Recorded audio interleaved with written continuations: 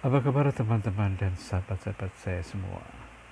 Jumpa lagi dengan channel Sedikit Horor, di mana di sini saya akan mengulas secara logika tentang pengalaman saya dan menganalisa tentang uh, habitat, sifat atau karakter teman-teman yang real di mata saya, tapi mungkin tidak real di mata teman-teman semua. Dan saya menyebut mereka teman-teman atau sahabat-sahabat saya goib.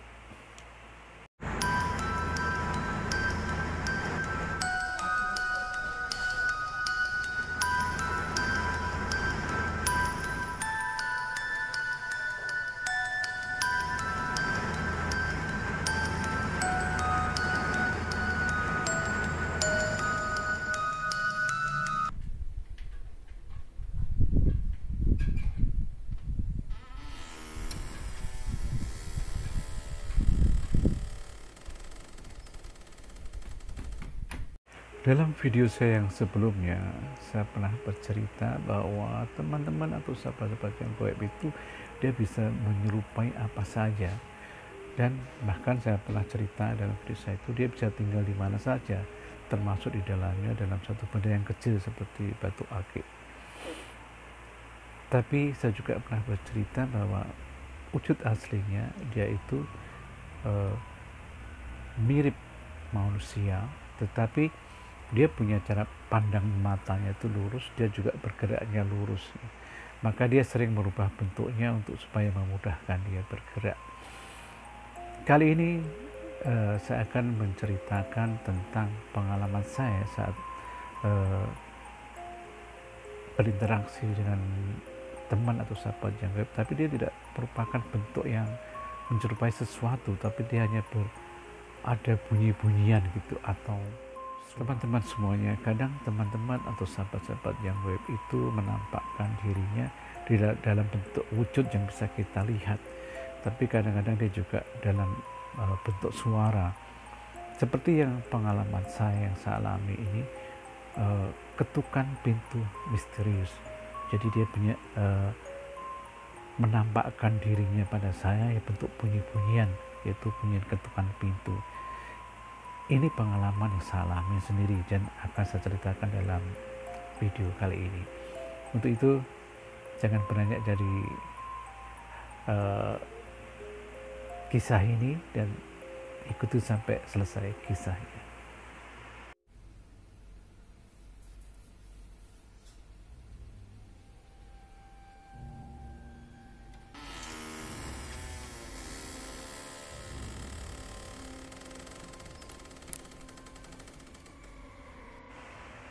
Kisah mulanya seperti ini teman-teman. Waktu itu saya pulang kerja sekitar jam 10 malam, terus saya santai dalam kamar, terus saya sambil nonton TV. Kebetulan saat saya menonton TV itu saya mendengar ketukan pintu, tapi bukan pintu kamar, tapi pintu adalah pintu luar. Jadi waktu saya mendengar ketukan pintu itu, saya langsung keluar dari kamar. Saya dekatin pintu luar tersebut. Jadi pintu rumah itu saya dekati, suara itu hilang teman-teman. Satu itu hilang. Jadi saya pikir, oh saya salah dengar. Saya mau balik ke kamar lagi. Waktu saya mau balik ke kamar, terdengar lagi pintuan ketukan itu teman-teman. Ketukan itu betul juga tok tok tok tok. Karena terasa janggal teman-teman ya. Saat saya dekati pintu itu, suara ketukan itu berhenti. Saat saya mau balik ke kamar, bunyi lagi. Karena saya melihat suatu kejanggalan, saya hampiri pintu tersebut. Saya menghampiri pintu keluar tersebut teman-teman. Terus saya coba ketuk dari dalam, tok tok tok tok tok. Saya diam sebentar. Habis itu ada balasan dari luar tuh bunyi juga tok tok tok tok tok. Saya nggak langsung buka teman-teman.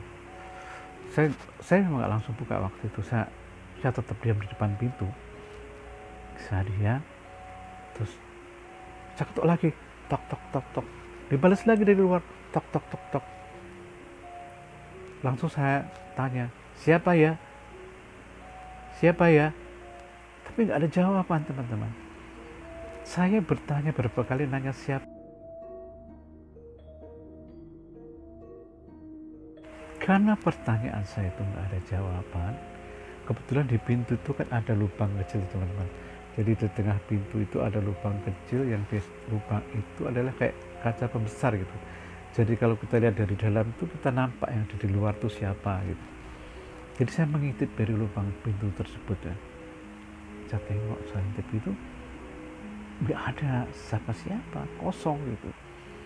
Kan lampu luar pintu itu kan lampu pijar teman agak remah-remah. Tapi kalau ada di depan pintu, karena otomatis orang mengetuk itu kan berhadapan dengan pintu ya. Setidaknya ada gitu, ada fisik atau apa yang bisa ditengok dari lubang itu. Saya tengok gitu, nggak ada siapa-siapa, kosong. Karena tidak ada siapa-siapa, kebetulan saya waktu itu kan tinggal di pavilion sendirian. Jadi karena kosong, tidak ada siapa-siapa, hal tersebut membuat saya sangat ragu teman-teman untuk membuka pintu. Karena saya sangat ragu, saya tetap nggak buka pintu tersebut. Jadi kebetulan pintu tersebut itu kan berdampingan dengan dapur teman. Jadi karena pavilion itu kan cuman desainnya sederhana ya, cuman pintu keluar rumah, ruang tamu, samping kanan itu ada dapur mungil, jalan menuju kamar, berhadapan dengan dapur itu kamar mandi. Jadi karena saya ragu, nggak ada jawaban, saya tengok dengan lubang di kaca besar itu nggak ada sosok manusia, maka saya nggak buka. Terus saya menuju ke dapur. Menuju dapur itu saya pegang pisau, sambil pisau teman-teman. Karena saya berpikir saya harus proteksi diri saya dong, siapa tahu dia maling atau apa gitu kan. Jadi saya dengan membawa pisau dapur itu teman-teman dan sahabat-sahabat saya semua, saya menghampiri pintu lagi, pintu rumah lagi saya hampiri sampai saya bawa pisau gitu. Terus sebelum saya buka pintu itu, saya tetap panggil sekali lagi, siapa ya? Karena kalau dalam hati saya, kalau dia seorang teman, pasti dia kan menyebutkan namanya atau minimal ngasih tahu saya ini seperti itu kan. Tapi karena nggak ada jawaban, kan otomatis kita bimbang dong untuk membuka pintu. Jadi saya mau buka pintu tuh, tiba-tiba saya terhenti teman-teman. Terhenti, saya teringat bahwa biasanya anjing yang punya rumah itu suka nongkrong di depan pintu rumah pavilion saya. Jadi saya teringat bahwa ada Kinoi, nama anjing tersebut. Saya teringat Kinoi, anjing yang punya rumah itu. Saya langsung panggil Kinoi teman-teman. Kinoi gitu kan. Karena biasanya kan dia ada di sekitar depan pavilion saya si Kinoi itu. Kenapa kok ada orang untuk gitu kok diem aja gitu kan. Jadi saya panggil Kinoi gitu kan. Ternyata dia menyala dari depan. Ternyata si Kinoi ini ada di depan ini pavilion saya, di depan di rumah induk gitu. Jadi si Kinoi ini menyala, lari ke tempat pavilion saya. Sampai di depan pintu tuh si Kinoi itu menyala gitu. Kuk gitu. Jadi karena ada Kinoi di depan situ, saya baru berani buka pintu teman-teman. Buka pintu saya pun terkejut, memang tidak ada siapa-siapa, cuma ada Kinoi di situ. Walaupun saya tidak menemukan seseorang di depan pintu pavilion saya tetap standby itu teman-teman, bawa pisau itu saya standby sambil saya menengok sekeliling gitu kan. Kebetulan di depan pavilion itu ada pohon nangka yang besar gitu. Karena kalau dari sinar apa itu lampu pijar kan gak terlalu nampak gitu ya. Siapa tahu orang tersebut bersembunyi di samping pohon nangka tersebut, itu pikiran saya. Maka saya stand bawa pisau gitu. Saya tengok nggak ada. Terus saya baru tersadar bahwa ternyata pagar rumah itu tertutup. Jadi saya langsung berpikir, logika saya kalau dia seorang teman, ya kan, tentunya dia tidak mungkin dia melompat pagar itu, ya kan. Tapi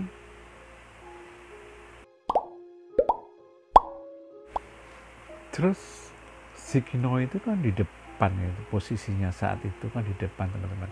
Tentunya kalau ada orang melompat pagar, tentunya Kino sudah menyala duluan gitu, mengejar gitu kan. Tapi kenapa nggak ada suara Kino, dan waktu saya panggil itu baru dia menuju ke tempat saya, baru ada suaranya gitu. Terus saya terdiam di depan pintu tuh, teman-teman. Saya masih memperhatikan sekeliling saya itu, saya lihatin gitu. Nah, karena saya yakin udah nggak ada, saya ke dapur, saya mengambil sedikit makanan, saya kasih Kinoy. Jadi Kinoy makan di depan samping pintu pavilion saya itu. Setelah Kinoy makan di situ, saya kira memang tidak ada orang yang, mungkin saya berpikir apakah saya salah dengar ya, tapi rasanya bukan sekali ketukan itu, kayak bersaut-sautan gitu. Akhirnya ya udahlah, saya pergi karena saya merasa nyaman, memang tidak ada orang. Terus setelah saya nengok Kinoy makan, saya tutup pintu, teman-teman semuanya. Saya tutup pintu pavilion saya masuk lagi ke kamar. Tapi karena kejadian tersebut kan rasanya agak janggal, teman-teman ya. Sesuatu yang janggal, misalnya saya melakukan pancingan ketukan juga ada balasan itu kan. Nah, saya masuk ke kamar, saya kunci kamar saya hidupkan TV itu, suaranya volumenya saya kecilkan, teman-teman. Sambil tiduran gitu, saya menonton TV. Tiba-tiba saya mendengar seretan di kaca. Tadi bukan dari luar, teman, tapi di samping kamar saya itu ada jendela, ada kacanya gitu, teman. Jadi bunyi itu kayak sesuatu digores di kaca.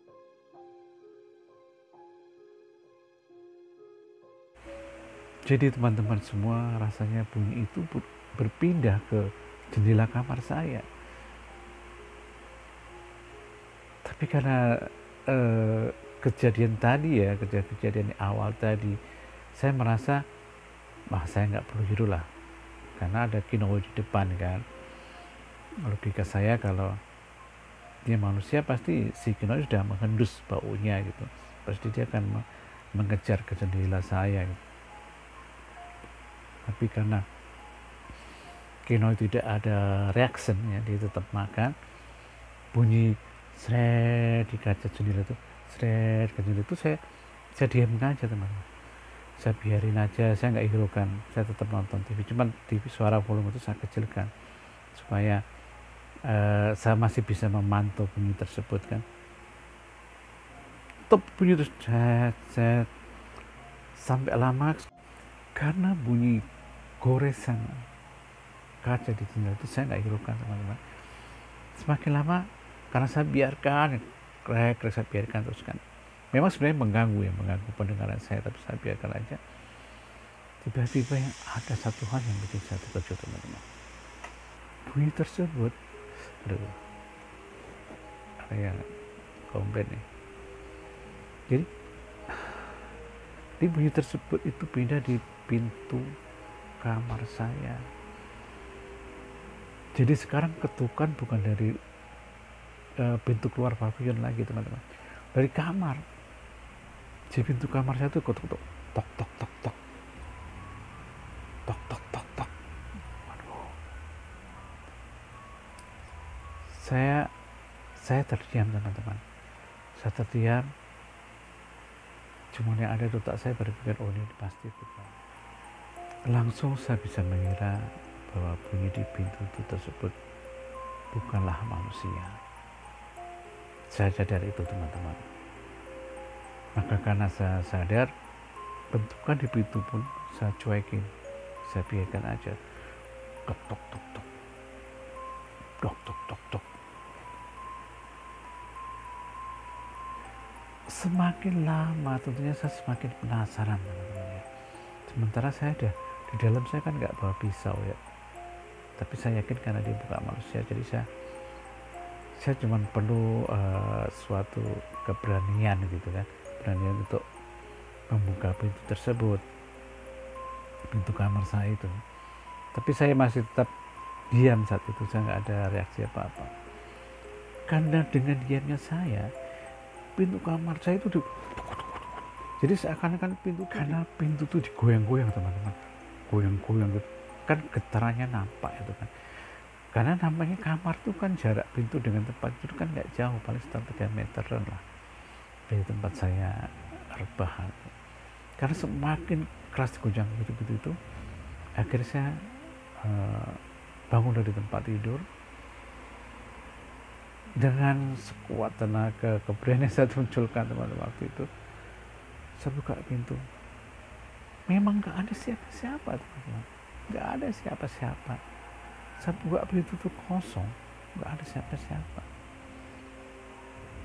Tapi saya sadar saya kedatangan tamu yang memang dia tidak mau menampakkan dirinya. Mungkin dia juga tahu mungkin saya nggak akan berani menengok dia, jadi mereka tidak menampakkan dirinya. Saya buka pintu kamar saya, langsung saya bilang, saya ngomong sendiri teman-teman,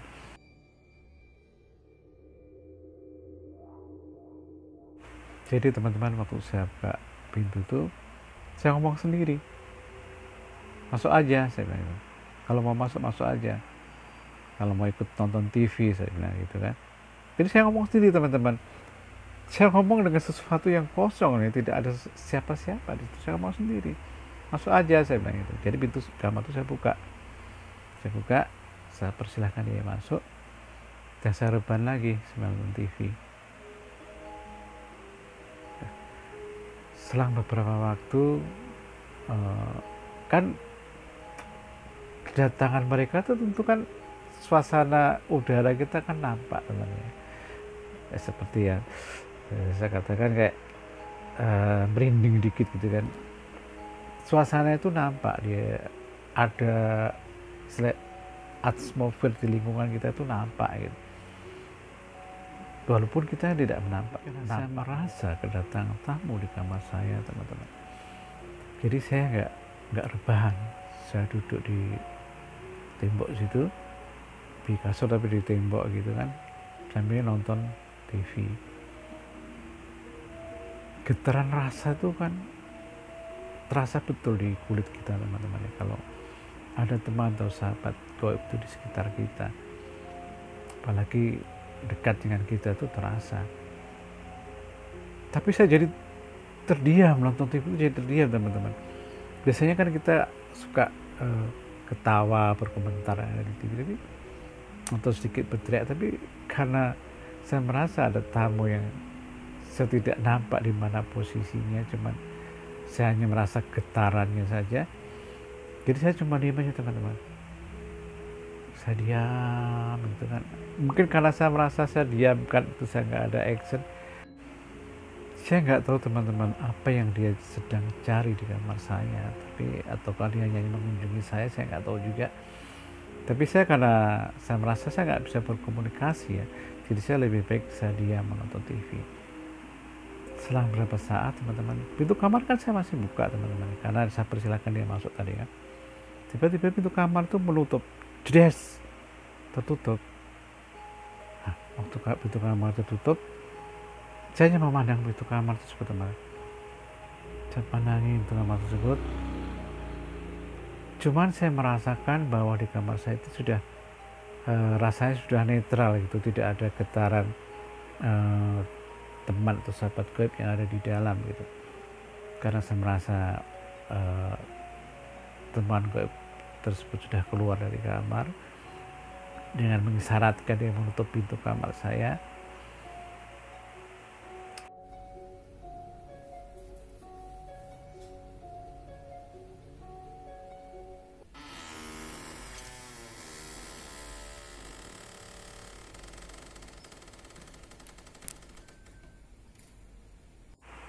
Setelah saya merasa bahwa kamar sudah aman,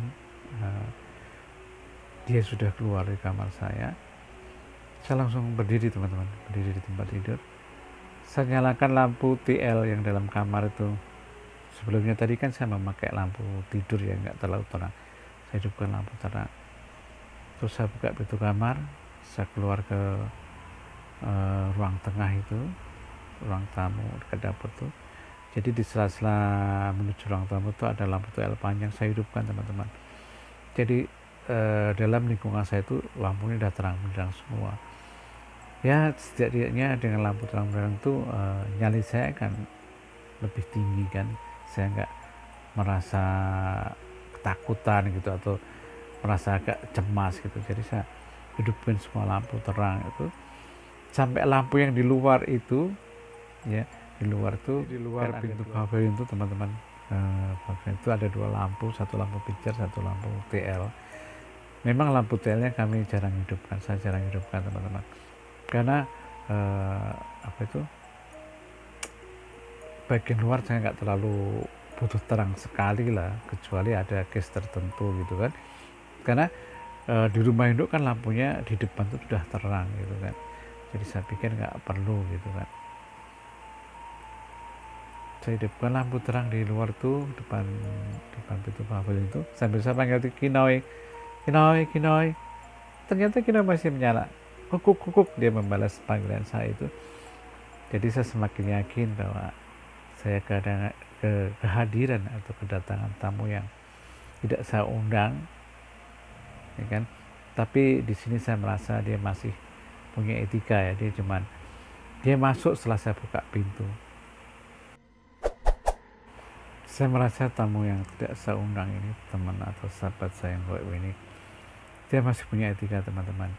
Walaupun sebenarnya dia bisa masuk ya tanpa saya buka pintu, tapi setidaknya dia permisi dulu ya, karena dia ketuk-ketuk pintu dulu tadi sebelum saya buka pintu kan. Jadi waktu saya buka pintu mungkin dia mengartikan bahwa saya sudah mengizinkan dia masuk. Walaupun sebenarnya tanpa saya izinkan dia pun bisa masuk teman-teman, karena seperti saya ceritakan sebelumnya bahwa dia kan tidak punya wadah ya, bisa menembus apa aja. Itulah teman-teman kisah saya tentang ketukan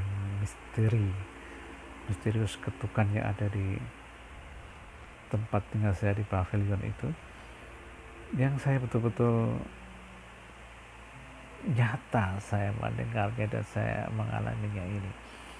Tapi itulah teman-teman atau sahabat-sahabat yang goib,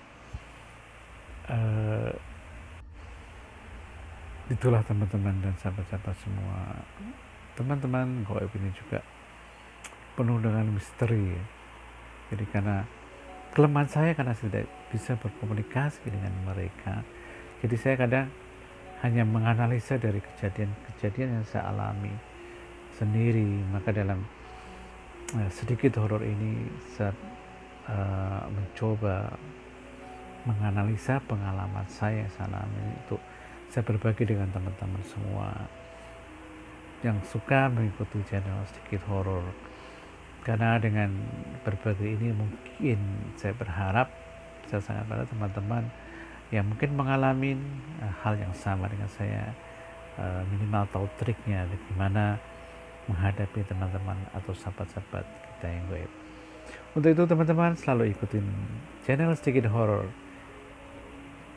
Oke teman-teman dan sahabat-sahabat saya semua, ikutin terus channel sedikit horor, di mana saya akan mengulas dan mengupas pengalaman saya, menganalisa secara logika tentang teman-teman atau sahabat-sahabat yang goib, yang dimana dia ada di sekitar kita dan dia selalu ada di sekitar kita, walaupun dia menampakkan tidak menampakkan diri, kita semua pasti yakin dia ada. Untuk itu jangan lupa ikutin saya terus, komen di sini, like, subscribe, dan share ke teman-teman semuanya. Oke, jangan lupa ikutin saya. Oke teman-teman, selalu ikutin channel sedikit horor. Dan terima kasih bagi teman-teman dan sahabat-sahabat semua yang selalu setia mengikuti kisah saya di channel sedikit horor. Selalu ikutin saya terus. Kita jumpa di next video dengan kisah saya yang berbeda. Bye bye.